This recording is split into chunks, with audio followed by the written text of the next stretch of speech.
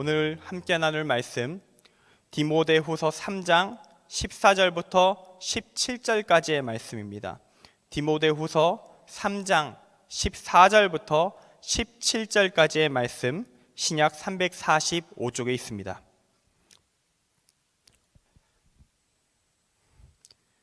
말씀 올려주시면 교독하여 읽도록 하겠습니다. 그러나 너는 배우고 확신한 일에 거하라. 너는 내가 누구에게서 배운 것을 알며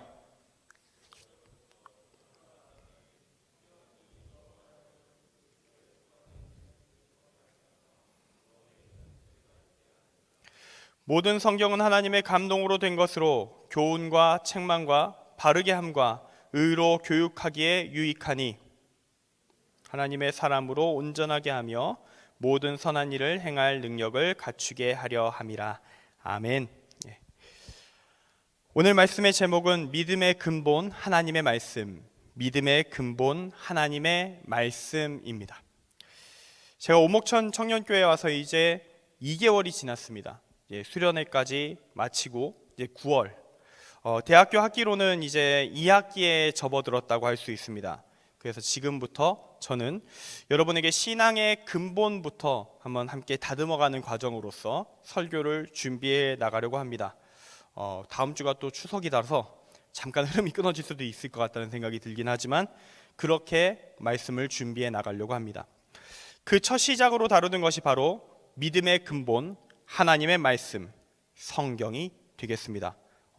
같이 아까 못다한 광고를 하나 더 한다면 우리 추석에도 우리 예배 있습니다. 청년교회 예배 함께 진행됩니다. 우리 꼭 어쩔 수 없이 가신 분들은 시골 내려가신 분들은 어쩔 수 없겠지만 함께 예배하실 수 있는 분들 모두 함께 우리 2시 반 청년 예배 함께 해주시길 부탁드리겠습니다. 믿음의 근본 하나님의 말씀 성경, 이 말씀으로 지금부터 나눌 텐데요. 한번 생각하면서 지금부터 이야기를 들어주시길 바랍니다.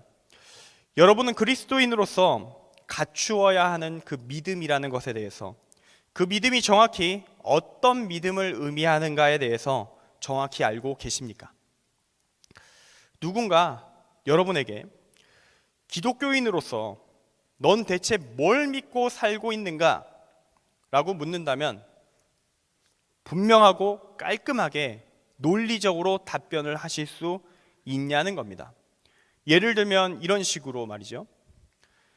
나는 이 세상을 창조하시고 다스리시는 하나님을 믿는다. 그리고 나는 그 하나님의 뜻을 따라 이 땅에서 살아가고 있다. 나는 이 하나님을 따르는 삶을 예수를 믿는 삶이라고 말한다.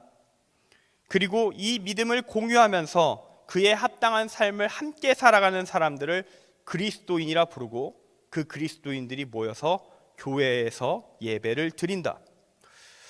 어떻게 예수를 믿는다는 것, 그 한 사람을 믿는다는 것이 하나님의 뜻을 따르는 것이 되고 어떻게 그것이 하나님을 믿는 것으로 연결되는가? 이해가 만약 안 된다면 설명을 해줄 수 있다. 예수님은 이 땅에 인간이 되어 내려오신 하나님이시다. 그분은 우리에게 인간으로서 하나님의 뜻을 따라 산다는 것이 무엇인지 그 본보기를 그분의 삶으로 명확하게 보여주셨다. 그 예수님의 모습이 사람으로서 하나님을 믿는다는 것의 정점에 달한 모습이기에 우리는 그 예수님의 삶, 그분이 걸어가신 십자가의 길, 그것이 부활에 이르는 길이며 구원에 이르는 길임을 믿고 산다. 이것이 우리 그리스도인이 예수를 믿는다고 할 때 말하는 의미이다. 예수님이 하나님의 뜻을 인간의 모습으로 체화시킨 유일하신 분이시기에 우리는 예수님을 믿음으로 하나님을 믿는 자가 되는 것이다. 이런 얘기를 다 할 필요는 없겠죠. 누가 질문한다면 이 중에서 한 부분을 캐물을 겁니다. 그러면 그때 여러분은 그 사람과의 관계를 고려하면서 적절한 언어와 적절한 멘트로 그 문제에 대해 정확히 답할 수만 있으면 됩니다. 근데 그 답을 할 수 있냐는 것입니다. 제가 말한 건 사실 매우 간단한 거거든요. 그리스도인의 믿음, 구원에 이르는 믿음에 대한 요약본이 딱 제가 말한 정도입니다. 혹시 이걸 좀 소화하지 못하고 계시다면 제가 조금 슬플 것 같습니다. 저는 여러분이 그렇지 않을 것이라 확신합니다. 왜냐하면 이건 그리스도인의 기본에 해당하는 것이기 때문이죠. 이걸 모르면 그리스도인이라고 할 수 없다고까지 말할 수 있는 그냥 복음 자체에 대한 해설이기 때문입니다. 그런데 만약 그리스도인이라 생각하면서 이걸 잘 이해하지 못하겠다거나 또는 이해하고는 있는데 좀 명확하게 설명할 수 없다라고 한다면 그들 모두가 그런 건 아니겠지만 어쩌면 일부는 믿어야 할 것을 믿지 못한 채 전혀 다른 걸 믿고 있으면서 믿음이 없는데 믿음이 있다고 착각하며 교회를 다니는 것일 수도 있습니다. 무서운 상황입니다. 성경은 사실 이런 식으로 신앙생활하는 케이스들이 역사 속에 존재할 것이라고 분명히 설명하고 있습니다. 예수님께서 마태복음 7장 21절에서 이렇게 말씀하셨어요. 나더러 주여 주여 하는 자마다 다 천국에 들어갈 것이 아니요 다만 하늘에 계신 내 아버지의 뜻대로 행하는 자라야 들어가리라. 아멘. 이렇게 이미 말씀하시고 예언하신 바 있습니다. 지금 우리에게는 정확한 믿음에 대한 정확한 지식이 사실 절실합니다. 예전에 이런 얘기를 들은 적이 있습니다. 10대부터 30대까지 이런 이야기가 돈다고 해요. 교회 탈출은 지능순이다. 교회 탈출은 지능순이다. 머리가 돌대가리니까 무식해서 신이 있다고 착각을 하고 무능해서 신을 의지하고 교회 다닌다고 세상 사람들이 현재 우리 청년 세대와 청소년 세대의 불신자들이 그리스도인들을 비웃고 있다는 이야기입니다. 그렇다면 대체 왜 그들이 그리스도인들을 비웃고 있을까?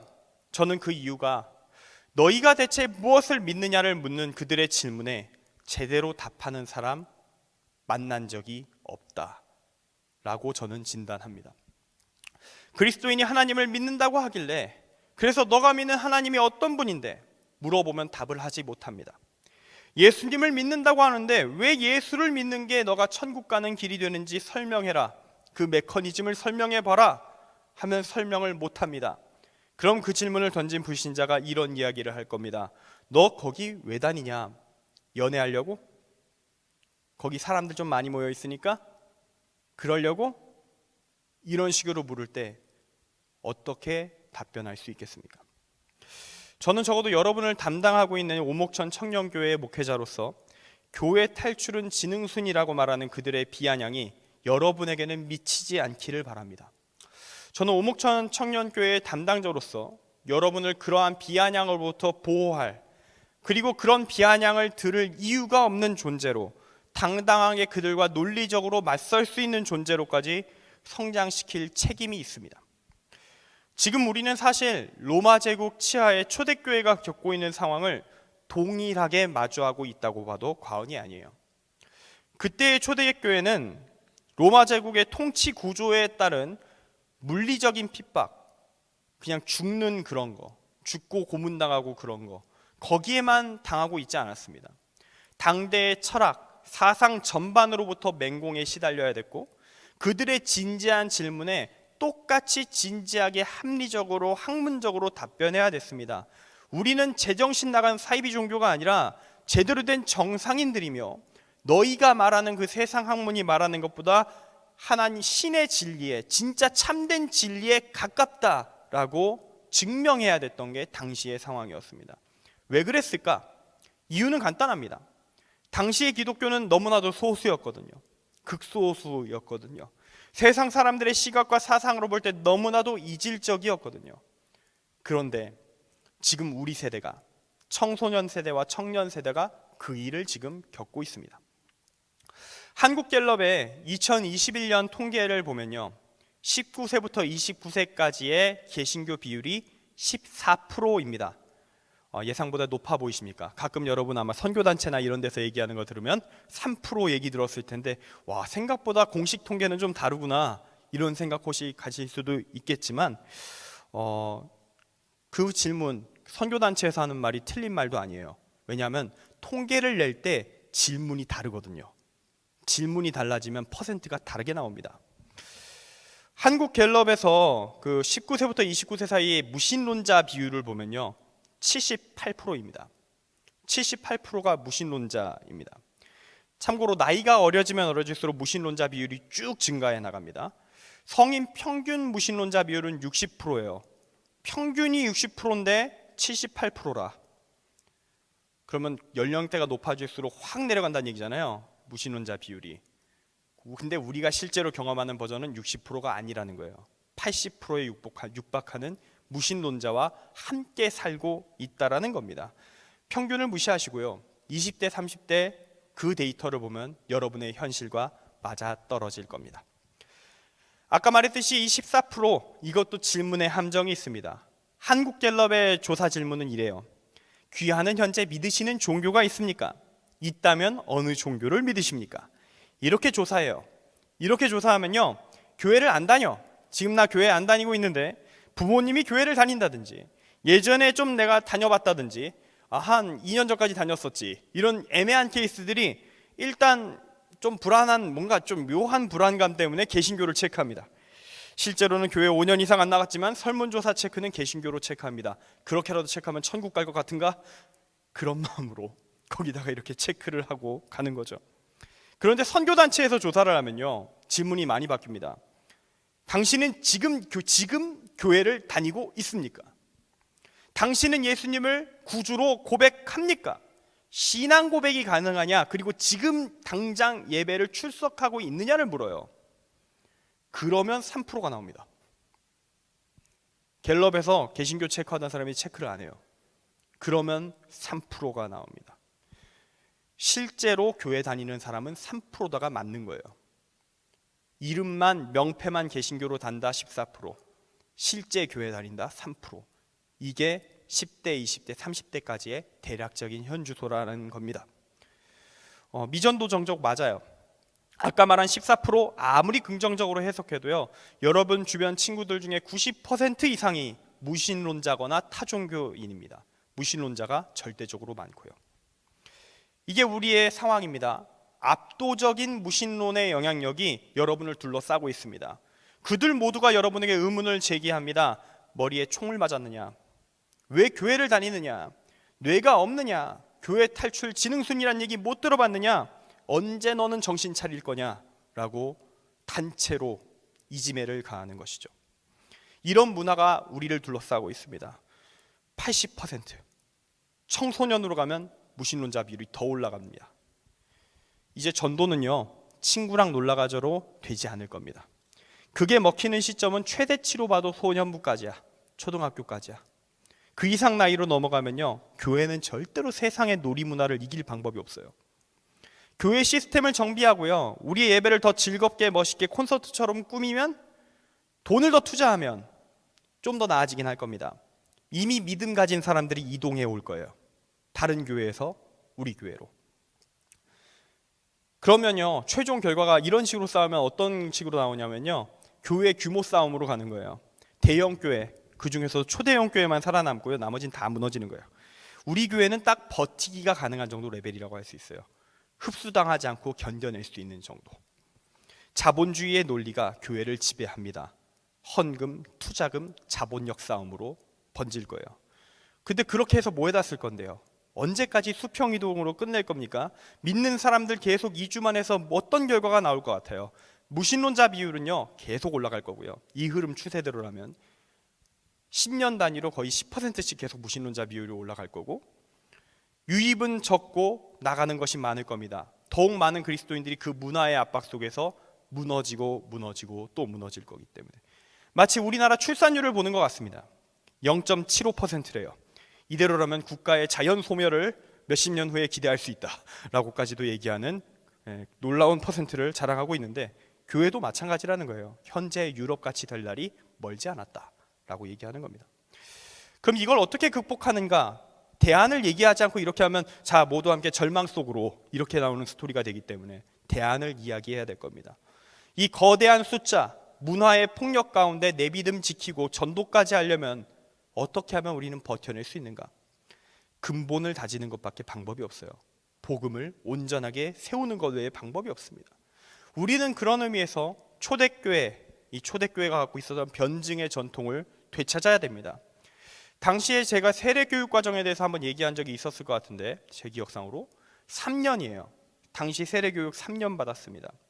이유가 여러 가지였어요. 그 중에서 하나는 그 정도로 트레이닝을 안 하면 세상을 살아가기 힘들 정도로 부정적인 시선, 주변 사람들의 공격적인 언행을 상대해야 했기 때문입니다. 그리고 당대의 목사님들, 목회자들은요, 이 세상을 주름잡고 있던 각종 학문들에 대해서도 최고로 능통한 대학자들이었어요. 성인이라 불릴 만한 사람들이 넘쳐나는 시대가 그때입니다. 왜 그랬을까? 그 정도 레벨이 안 되면요, 목회를 못해요. 그 정도 레벨이 안 되면 목회를 할 수가 없어.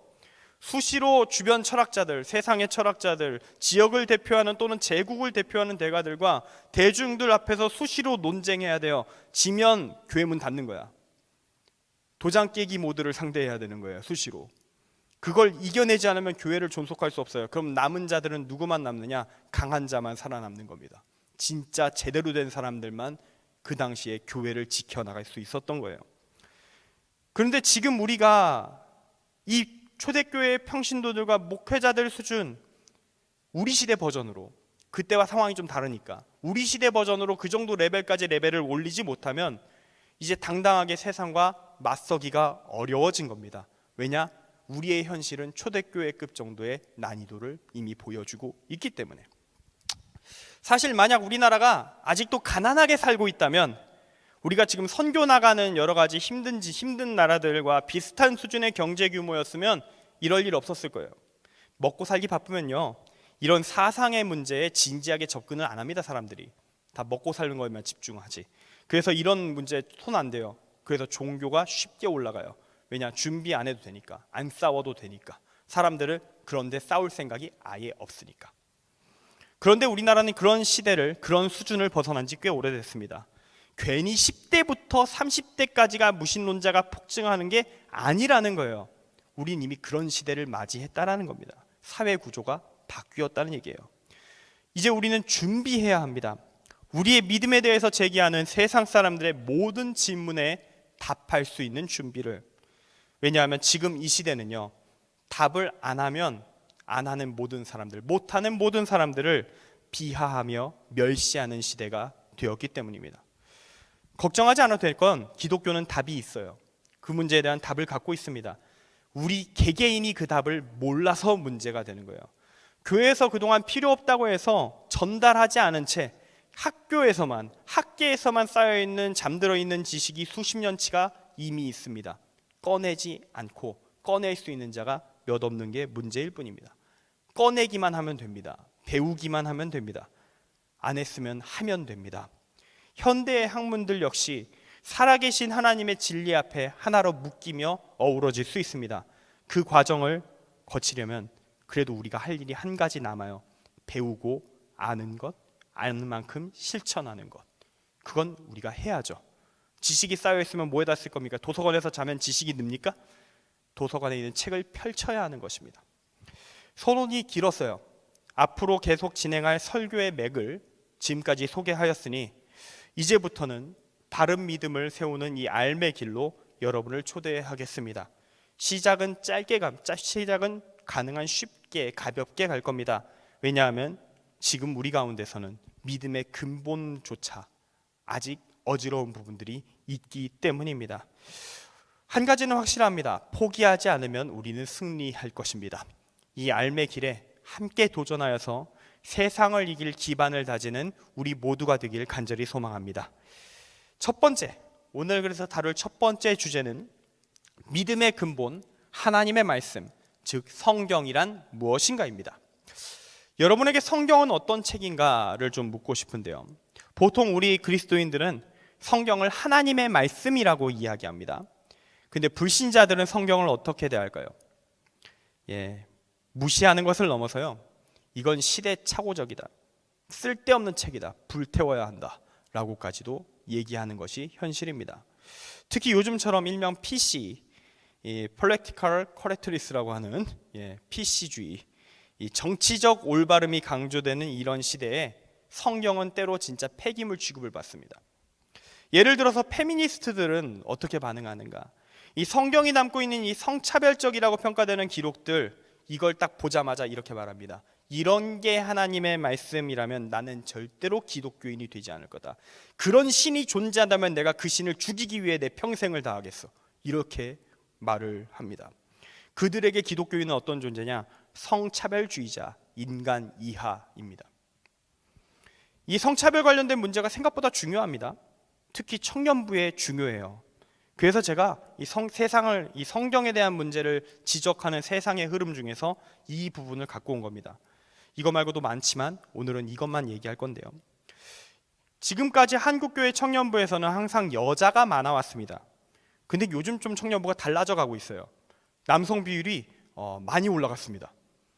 옛날에 비해 남성 비율이 많이 올라가고 있어요. 심지어 역전된 곳도 있어요. 내가 8대2까지 봤거든. 남자가 8이야.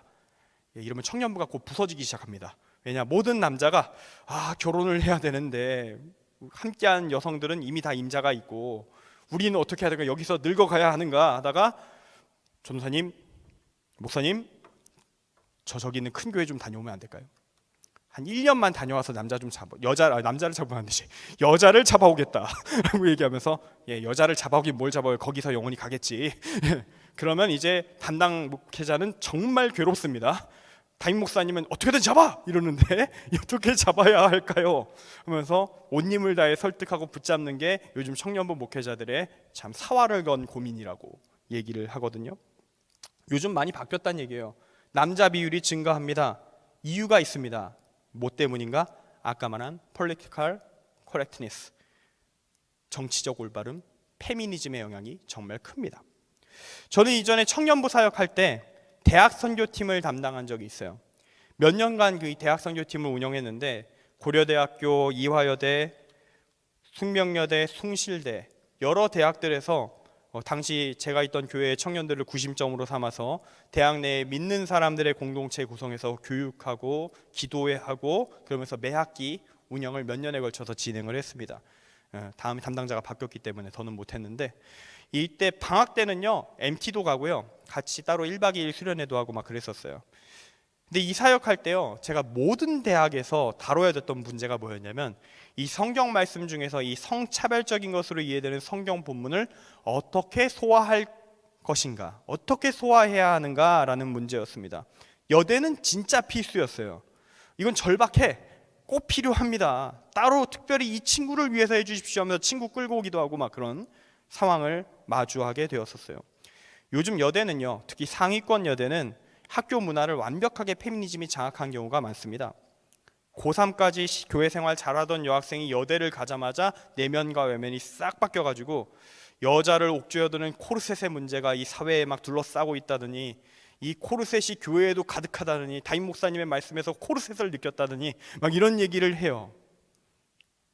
눈물을 뚝뚝 흘리면서요. 심지어 이걸, 이 고통스러운 이 말씀을 듣는 생활을 어찌해야 합니까 하면서 진짜 눈물을 뚝뚝 흘려요. 그걸 보고 있으면 정말 슬프거든요. 뭘 해야 되나 이 사람들한테. 정말 슬퍼요. 어디까지 온 건가 이 상황이. 그런 곳에서 기독교인 여학생임을 드러낸다? 어떤 평가를 받냐면요, 남자들에게 종속되는 노예의 길을 선택한 제정신 아닌 것들, 음란마귀에 취한 것들, 남자의 종이 되어서 뭘 얻으려고 막 이런 식으로 하는 공격을 당합니다. 기독교인이 음란하다는 얘기를 들어요. 경멸을 합니다. 사람 취급을 안 해요. 왕따가 되고 싶다, 기독교인이라고 말하면 됩니다. 그곳에서. 그런데 이런 페미니즘이 말하는 비판을요, 그냥 욕하고요 교회로부터 차단하면 문제가 해결되느냐? 아닙니다. 이 문제를 그런 식으로 조치하면요, 언젠간 교회는 남자만 남을 겁니다. 왜냐하면 이 페미니즘에서 지적하는 문제가 교회에 실제로 존재하고 있어서 그래요. 이게 성경적으로는 분명히 맞지 않는 건데 자신들이 옳다고 주장하면서 교회에 남아있는 기독교인들이 실존해서 우리는 이 문제를 진지하게 다루어야만 합니다. 실제 사례를 좀 들어드리겠습니다. 제 첫 사역지는 작은 교회였어요. 100명 정도 예배드리는. 찬양 인도자가 없어가지고요, 담임 목사님 사모님이 찬양 인도를 하셨습니다. 근데 그 교회의 원로 장로님이 항상 트집을 잡으셨어요. 들으라는 듯이 수시로 소리를 지르셨습니다. 어디 여자가 감히 앞에 서서 찬양 인도를 하느냐, 이건 하나님의 법도가 아니다.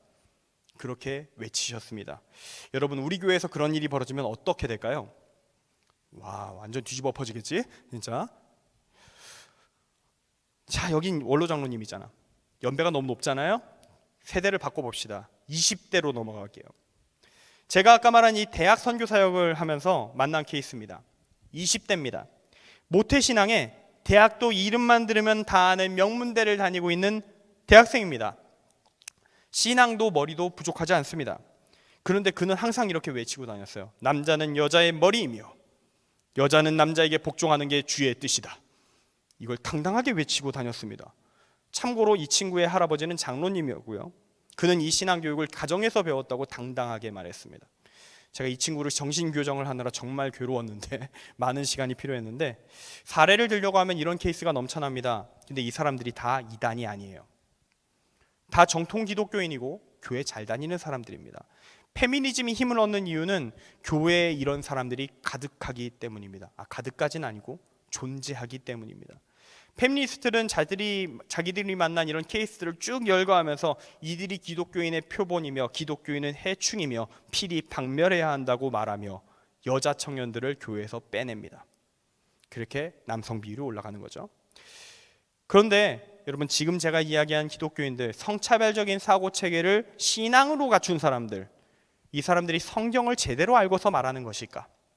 아까도 말했듯이 아닙니다. 이건 이 사람들이 성경이 어떤 책인가부터 완전히 잘못 이해하고 있기 때문에 성경의 글을, 문장을 완벽하게 오독해서 발생하고 있는 문제에 해당해요. 지금부터가 진짜입니다. 이 이야기를 잘 가지고 가십시오. 성경, 우리의 믿음의 근본이 되며 하나님의 말씀이라고 우리가 부르는 이 성경은 어떤 책인가? 역사 속에 인간들에게 맞추어 주신, 눈높이를 맞추어 주신 하나님의 말씀입니다. 역사 속의 인간들에게 눈높이 교육 버전으로 맞춰준 하나님의 말씀이 성경이라고요. 종교개혁자 칼뱅은 제가 지금 한 이야기를 일명 조정의 원리라고 신학적으로 표현했습니다. 그러니까 하나님이 말씀을 주실 때는요, 그 시대 사람들이 이해할 수 있는 수준까지, 받아들일 수 있는 수준까지만 가르치고 멈추신다는 거예요. 신학적 논리가 아닙니다. 이건 성경적인 근거가 있습니다. 예수님의 말씀에서 근거가 나와요. 마태복음 19장 8절에서 예수님께서는 과거 모세의 시대 신명기 24장 1절에서 아내를 이혼 증서를 써서 집에서 내보내는 것을 허용한 것에 대하여 이렇게 설명합니다. 모세가 너희 마음의 완악함 때문에 아내 버림을 허락하였거니와 본래는 그렇지 아니하니라. 본래는 그렇지 않다. 어떤 이야기냐면요, 신명기가 작성될 때쯤에는 이혼 증서도 심지어 안 써줘서 여자들이 제멋대로 집 밖으로 내쫓겨서 재혼도 못하고 친정에도 못 돌아가고 길거리에서 죽어나가고 있으니 증서라도 써서 나가라, 이혼 증서라도 써주면 친정이라도 돌아갈 거 아니냐 라고 했었다는 이야기입니다. 왜 거기까지 그 시대에 하나님이 말씀을 못하셨나, 그 이상의 얘기를 왜 못해주셨느냐? 너무 완악해서, 인간이 너무 악해서 그 이상의 온전한 평등의 메시지 전하면 이해하지 못할 것이고 받아들이지 못할 것이며 아예 삭제해버려서 그 어떤 긍정적인 변화도 일어날 수 없을 것이니 지금 가르칠 수 있는 한계 지점이 어디지? 딱 거기까지만 가르쳐주고 멈추셨다라는 겁니다. 여기서 우리는 이 예수님의 말씀을 통해서 성경이 어떻게 기록되는가에 대한 지식을 얻게 돼요. 우리가 보게 되는 이 성경은 그럼 어떤 책이냐? 수없이 많은 시대, 수없이 다양한 시대에서 많은 다양한 형태의 하나님을 만난, 하나님의 말씀을 경험한 수많은 사람들의 경험의 집합체입니다. 하나님은요, 각 시대의 상황과 그 시대의 그 자신의 뜻을 받는 사람들의 상황, 현황, 그 역량을 고려하셔서 그에 맞추어서 자신의 뜻을 계시하셨습니다. 그 시대 사람들이 소화할 수 있는 데까지 가르쳐 주셨고, 그 기록은 각 시대의 특성에 맞게 장르와 기록 방식이 정해져서 그 시대 사람들을 구원으로 이끌기에 적절하게 기록되었습니다. 이것이 바로 오늘 말씀 16절에서 모든 성경은 하나님의 감동으로 된 것이라는 말씀의 정확한 의미예요. 이 과정을 쉽게 설명하면 이런 겁니다. 하나님의 뜻이 사람에게 내려옵니다. 그리고 그 뜻을 받은 인간이 자신이 소화해낸 것까지 하나님의 뜻을 자신의 시대에 선포합니다. 그렇게 성경은요, 하나님의 뜻, 받은 사람의 역량, 시대적 특성이 결합된 형태로 우리 앞에 문장으로 작성되어 존재합니다. 이미 하나님이 수준 맞춰놓고요, 그 시대에 사람의 흔적이 살짝 더 엉켜서 우리가 알고 있는 최종본 성경의 문장들이 나온다는 거예요. 여러분, 근데 여기서 착각하면 안 됩니다. 착각에 가끔 빠지는 사람들이 있어서 해주는 말이에요. 성경에 인간의 흔적이 있다고 하여 성경이 하나님의 말씀이 아니다, 쓰잘데기 없다, 다 태워버리자, 이러면 안 된다는 겁니다. 왜냐하면 성경이 작성될 때 그 시작점은 어디서 시작하느냐? 무조건 하나님이 끊으신다는 거예요.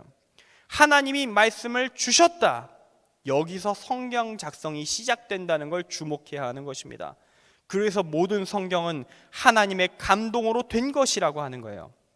성경에는 인간의 흔적이 있습니다. 시대의 한계도 있습니다. 예수님이 직접 증언하셨듯이 어쩔 수 없이 생겼습니다. 인간들이 못 알아들으니까. 그러나 그렇다고 해서 성경이 인간이 제멋대로 쓴 문학작품은 아니라는 겁니다. 성경은 하나님의 말씀입니다. 정확하게 말하면 하나님의 뜻을 담고 있는 책입니다. 그렇다면 이제 이렇게 성경이 무엇인가 이해했다면 다음 과제가 남습니다. 그럼 이 성경 어떻게 이용해야 하는가? 어떻게 하면 잘 사용할 수 있는가? 안 쓸 수는 없어요. 이 성경은 인간이 믿음을 가지기 위해서 꼭 사용해야 되는 필수 도구에 해당합니다. 오늘 말씀 14절과 15절에 이렇게 적혀 있잖아요. 너는 배우고 확신한 일에 거하라. 지금 사도 바울은 제자 디모데에게 너가 그동안 배운 것, 그리고 그 배움을 통해 믿게 된 것에 거하라. 그것에 따라 살라. 그러면 너에게 구원이 있을 것이라 라고 말하고 있어요. 그럼 여기서 우리가 배운 것이라는 건 무엇입니까? 두 가지입니다. 먼저 너는 내가 누구에게 배운 것을 알며, 디모데는 사도 바울에게 배웠습니다. 사도 바울에게 무엇을 배웠는가? 아직 신약 성경이 완성되지 않았던 시절이에요. 그러면 그가 바울에게 뭘 배우겠습니까? 신약 성경의 원재료가 되는 것들, 예수님에 대한 이야기, 예수님의 가르침에 대한 이야기, 그걸 바울이 정리하며 가르치며 쌓아왔었던 모든 것, 수없이 곳곳에 편지를 보내왔었던 그 근원이 되는 자료, 그 내용을 배운 것입니다. 신약을 배운 거예요. 신약을. 그리고 어려서부터 성경을 알았나니, 여기서 말하는 성경은 구약 성경입니다. 구약은 완성이 되어 있었으니까. 결국 사도 바울은요, 자신이 구두로 가르친 이 신약의 내용과 이미 완성된 문서로서 존재하는 구약의 내용, 즉 현재 우리가 알고 있는 전체 성경을 배우고 그 배움에 따라 믿음을 가지고 그 믿음을 가진 것에 합당하게 살라고 디모데에게 요청하고 있는 겁니다. 그렇게 살면 어떤 일이 벌어지는가? 15절에 적혀 있습니다. 그리스도 예수 안에 있는 믿음을 갖게 될 것이고 그 믿음으로 인해 구원에 이르는 지혜를 얻을 것입니다. 그리고 16절부터 17절은 이렇게 말합니다. 이 성경에는 하나님의 뜻이 담겨 있습니다. 성경은 우리에게 삶을 올바로 살아갈 수 있는 교훈을 줍니다. 우리에게 죄가 있다면 그 죄를 책망할 것입니다. 우리를 하나님의 뜻에 합당하도록 바르게 하는 힘이 이 책에 있습니다. 성경은 진정한 의로움이 무엇인가를 우리에게 가르쳐 줍니다. 이것을 통해, 이 책을 통해 진정으로 우리는 온전한 하나님의 사람이 됩니다. 그렇게 온전하게 된 자, 참된 그리스도인은 하나님의 뜻을 따라 이 땅에 가능한 자신이 할 수 있는 모든 선한 일을 행하며 그렇게 행할 능력을 갖추어 행하며 살 것입니다. 쉽게 말해서 성경의 도움을 얻지 않고서 그리스도인이 될 수 없다라고 말하고 있는 겁니다. 특히 지금 우리는 그래요. 처음과 나중 되신 주님, 요한복음 1장에서 말하는 태초부터 계셨던 하나님의 말씀이 육신이 되어 우리 인간들 가운데 활동하셨던 분, 인간으로서 하나님의 뜻을 완벽하게 스스로 실현하셔서 인류에게 구원의 길을 열어주신 분, 우리가 뒤따를 믿음의 대상, 끝날 재림하셔서 이 세계를 심판하실 예수님, 우린 본 적이 없습니다. 그분을 만날 수 없을 거예요. 그럼 우리는 그 예수님을 어떻게 만납니까? 성경으로 만나는 거예요. 성경을 통해 그 예수님을 만나고 그분의 말씀을 듣고 그 가르침을 기록한 예수님의 제자들, 그리스도인의 기록인 성경으로 만날 수 있는 것입니다. 이것 외에 예수님에 대한 완전한 기록 어디에도 찾을 수 없어요. 참고 자료는 있을지언정 근원 자료는 성경에서밖에 없다라는 겁니다. 그럼 이 성경이 우리에게 제공하는 힘, 능력을 받아서 그리스도인이 되려면 우리는 뭘 해야 될까요? 먼저 읽어야 됩니다. 읽으면 다가 아닙니다. 제대로 이해해야 합니다. 여기서 꼬여요. 성경을 그냥 읽긴 쉬워요. 번역이 어려우면 요즘 쉬운 번역본 많이 나왔습니다. 다른 번역본 써서 읽으면 돼요. 문제는 읽고도 이해를 못하는 경우가 많다는 겁니다. 디모데에게 사도 바울이란 스승이 필요했듯이 가르치는 사람이 필요해지는 겁니다. 이 가르치는 자가 붙지 않은 상태로 제멋대로 성경을 읽으면 오류에 빠지기가 쉬워요. 예를 들어서 제가 아까 언급한 20대 대학생 남자는 여자의 머리라고 성경에 적혀 있지 않느냐, 하나님의 말씀에 따라 성차별은 주의 진리다 라고 말했던 그 친구, 제가 그를 설득하기 위해 어떤 지식을 보강해 줘야 됐을까요? 많은 게 필요했습니다. 일단 남자는 여자의 머리라는 말이 나오는 부분이 고린도전서 11장이에요. 이와 반대되는 남녀 평등을 말하는 똑같이 사도 바울의 근본 주장이 갈라디아서 3장 28절에 나옵니다. 남자나 여자나 다 그리스도 예수 안에서 하나라는 말씀이죠. 이 갈라디아서가요, 고린도전서보다 먼저 작성됩니다. 즉 사도 바울의 근본 주장이 어디서 담겨 있을까요? 먼저 쓴 거에 담기겠죠. 갈라디아서에 있는 겁니다. 성경 작성 순서를 알면 이 분석이 됩니다. 그리고 고린도전서가 작성되게 된 배경이 있어요.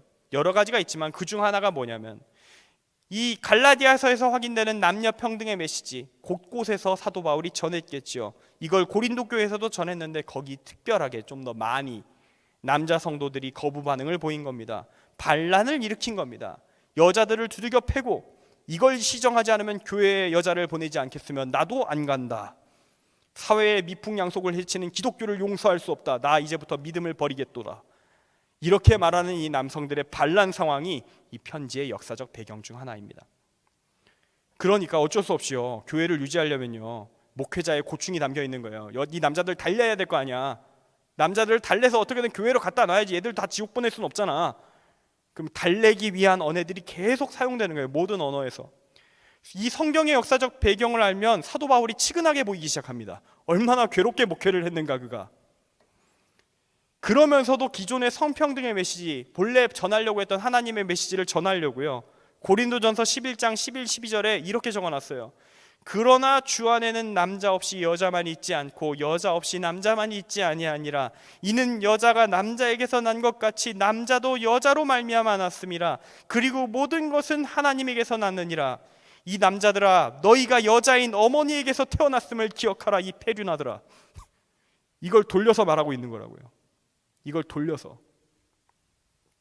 그리고 예수님에게서부터 기원해서 사도 바울, 이 사도들이 제시했던 이 메시지, 성평등 메시지에 대한 이슈는 신약 성경 작성 시점부터 뜨거운 이슈입니다. 그래서 다른 성경들이 워낙 많이 나와요. 여기만 터진 게 아니야. 여기서도 터져, 저기서도 터져, 저기서도 터져, 사방에서 다 터져. 공통점이 다 남자들이 반란 중이다라는 거예요.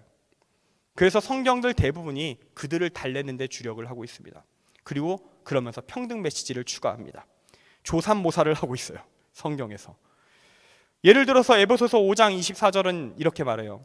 아내들도 범사에 자기 남편에게 복종하라 한 다음에 후에 25절에서는 남편들아, 아내 사랑하기를 그리스도께서 교회를 사랑하시고 그 교회를 위하여 자신을 주심같이 하라. 남자들아, 너희 아내를 위해 십자가에 못 박히거라. 너의 아내를 위해 죽어라 라고 더 세게 말해요. 앞만 보고 뒤를 안 보는 사람들이 있는데 다 봐야 된다는 겁니다. 이 모든 것을 다 알면 일명 성차별 본문이라고 하는 것의 주범이라 불리는 사도 바울이 정말 불쌍해 보입니다. 마음이 아파요.